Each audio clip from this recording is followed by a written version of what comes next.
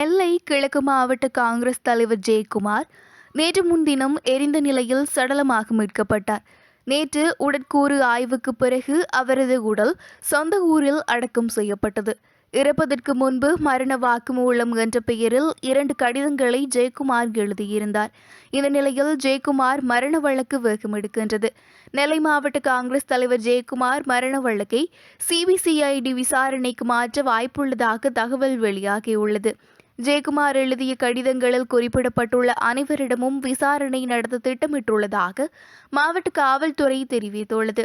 அதன்படி Nanguneri MLA Ruby Manoharan, மூத்த காங்கிரஸ் தலைவர் தங்கபாலு உள்ளிட்டோரிடமும் விசாரணை நடத்த காவல்துறை திட்டமிட்டுள்ளது. ஜெயக்குமார் மரண வழக்கு தொடர்பாக காவல்துறை உயரதிகாரிகளின் ஆலோசனை கூட்டம் இன்று நடைபெறுகின்றது. ஆலோசனை கூட்டம் சிபிசிஐடி விசாரணைக்கு மாற்ற வாய்ப்புள்ளதாக கூறப்படுகின்றது.